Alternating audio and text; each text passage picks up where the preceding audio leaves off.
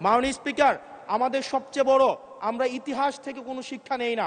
আমি এই সংসদে দাঁড়িয়ে, এটা হিস্টোরিক্যাল ডকুমেন্ট হিসেবে থাকবে, এটা এই বছর পাস না হোক, আগামী বছর পাস না হোক, সংখ্যাগরিষ্ঠতার দোহাই দিয়ে হয়তো এটাকে ল্যাপস করা যাবে, কিন্তু এই সংসদে জাতীয় মানবাধিকার কমিশন অবশ্যই পাস হবেই হবে। মাননীয় স্পিকার, ধন্যবাদ মাননীয় সদস্য। মাননীয় আইনমন্ত্রী, এখন আইনমন্ত্রীর টার্ন।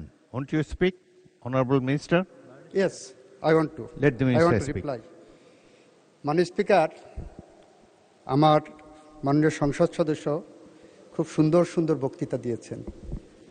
বক্তৃতাগুলো পল্টন ময়দান, প্রেস ক্লাব, ঢাকার রাজপথের জন্য, মুক্তাঙ্গন অনেক বেশি জুসি, অনেক বেশি প্রাসঙ্গিক।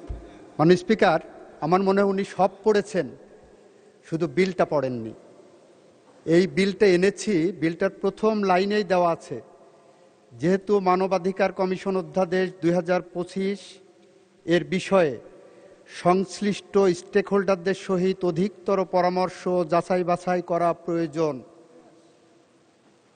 এবং যাতে করে 2009 সালের আইনটা বাতিল করে দিয়েছিলেন, মানবাধিকার কমিশনের জায়গাটা অসম্পূর্ণ না থাকে, ফাঁকা না থাকে, সেই কারণে আপাতত আমরা 2009 সালের আইনটাকে রেস্টোর করেছি, কেউ বলতে যাতে না পারে বাংলাদেশে কোনো মানবাধিকার কমিশন নাই।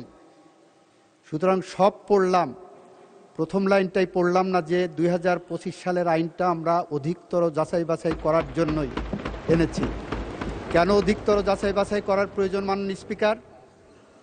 2025 সালের যে অধ্যাদেশটা আমাদের সামনে এনে দেওয়া হয়েছে, এই অধ্যাদেশের দুইটা ইমপ্লিকেশন আছে।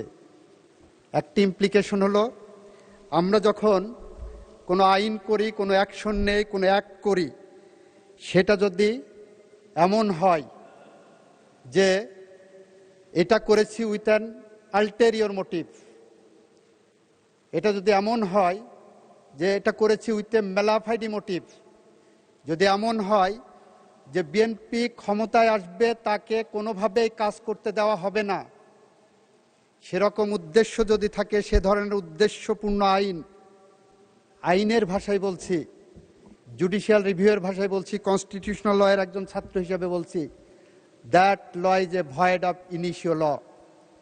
মানে স্পিকার, মানবাধিকার কমিশন অধ্যাদেশ যেটা আনা হয়েছে 2025 সালের, সেই 25 সালের অধ্যাদেশের 16 ধারাটা যদি একটু কেউ ভালো করে পড়েন, তাহলে দেখবেন এটা ভিকটিমের জন্য আরেকটি মানবাধিকার লঙ্ঘনের সমান। সেটা আমি আপনাদেরকে একটু পার্লামেন্টের সামনে বলছি। মাননীয় স্পিকার, এখানে বলা আছে মানবাধিকার কমিশন দুইভাবে মানবাধিকার ভায়োলেশনের একটা বিষয় টেক আপ করতে পারবেন। একটা সুমোটো পারবেন, আর একটা কারো কমপ্লেনের বেসিসে পারবেন। ভালো কথা পারলেন। কমপ্লেনের বেসিসে নেওয়ার পরে কতদিনের মধ্যে এটা অনুসন্ধান বা তদন্তে পাঠাবেন তার কোনো গাইডলাইন নাই। তারপরে বললেন যেদিন পাঠাবেন সেদিন থেকে 30 দিনের মধ্যে একটা অনুসন্ধান হবে, অথবা তদন্তে সরাসরি পাঠাবেন। ভালো কথা, অনুসন্ধান করে প্রাথমিক সত্যতা পাওয়ার পর একটা 30 দিনের রিপোর্ট পাইলেন, সেই রিপোর্টের পরে কি করবেন? মানবাধিকার সংস্থা আবার একটা তদন্ত করবেন। কতদিনের মধ্যে তদন্ত করবেন সেটার গাইডলাইন নাই। ভালো কথা, আর একটা রিপোর্ট নিলেন 2 মাস পরে, সেটাও ভালো কথা। রিপোর্ট নেওয়ার পরে দুই পক্ষকে ডাকাডাকি করবেন, দুই পক্ষকে শুনবেন, শোনার পরে ওনারা 4টা কাজ করতে পারবেন। নাম্বার 1, জরিমানা করতে পারবেন। কিন্তু জরিমানা কত টাকা হবে, কিভাবে রিলাইজ হবে, কোন আইনে হবে, তার কোনো গাইডলাইন এখানে দেওয়া নেই, আইনে বিধান নাই। মানে স্পিকার, বলা হচ্ছে কমিশন ক্ষতিপূরণ ইম্পোজ করতে পারবেন।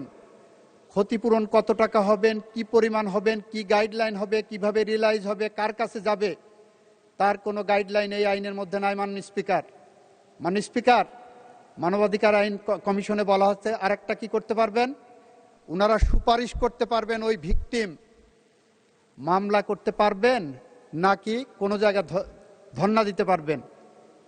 2 বছর মানবাধিকার কমিশনের পিছনে দৌড়ায় দৌড়ায় মনে হবে যে আমি মামলা করতে পারবো কি পারবো না, সেই কারণে সুপারিশ নেওয়ার জন্য মানবাধিকার কমিশনে যাওয়ার দরকার নাই। আমাদের মতো যারা বটতলার উকিল আছে মাননীয় স্পিকার, আমরাই বলতে পারি যে এটা মামলা যাবে কি যাবে না।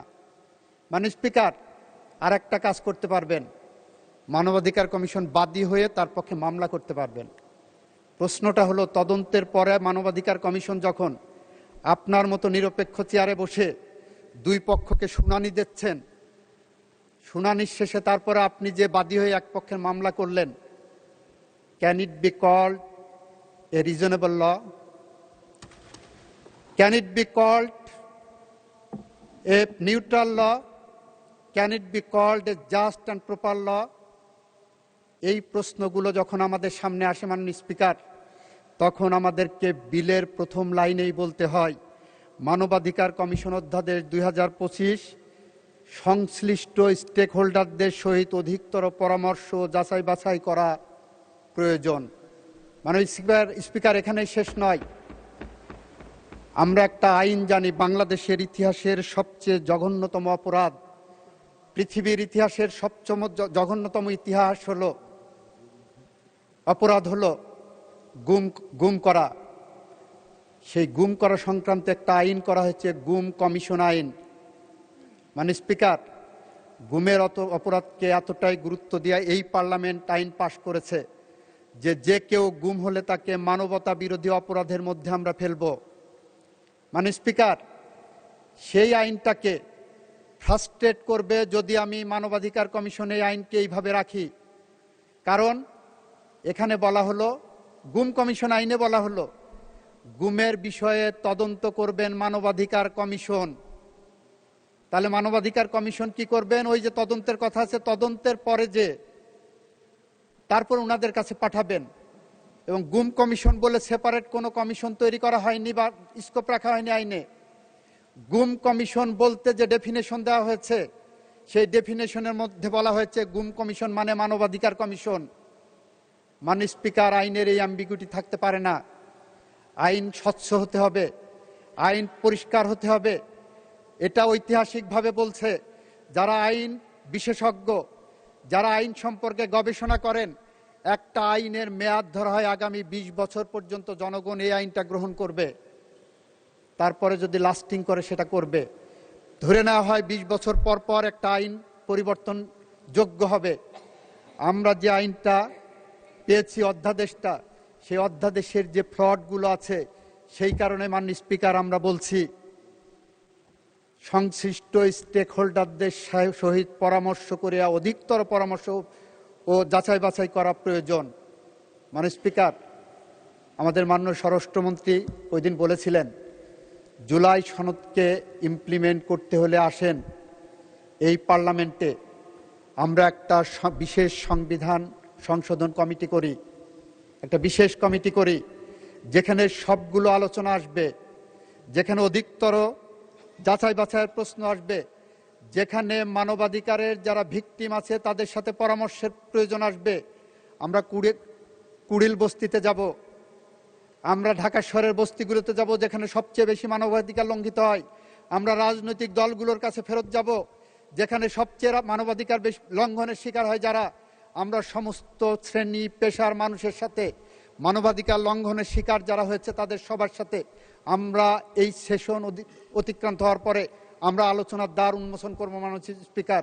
এবং সেই কারণেই আমরা বলতে চাই, অধিকতর পরামর্শ যাচাই বাছাই ছাড়া এই আইন, এই অধ্যাদেশ পাশ করা সম্ভব নয় বলেই একই সাথে মানবাধিকার কমিশন যাতে বাংলাদেশে খালি না থাকে জায়গাটা, 2000 আইনটাকে রেস্টোর করতে বলছি। 2000 আইনের 9 আইনের সেকশন 3 যদি পড়েন, আর 2025 অধ্যাদেশের সেকশন 3 যদি পড়েন, দুইটা আইনে নন অবস্ট্যান্টিক ক্লজ আছে, দুইটা আইনের অটোনমাস ক্যারেক্টার একই, দুইটা আইনেই বলা আছে এই কমিশন কোনো কারো কাছে দায়বদ্ধ থাকবে না। সুতরাং এত ভয় কিসের? 2000 আইনের সেকশন 3 এবং 2025 সেকশন 3, যেখানে সুপ্রিমেসি অব দি কমিশন দেওয়া হয়েছে, যেখানে কমিশনের ক্ষমতাটা বাড়ানো হয়েছে, আমরা সেই লক্ষ্য ধরে এগিয়ে যাচ্ছি।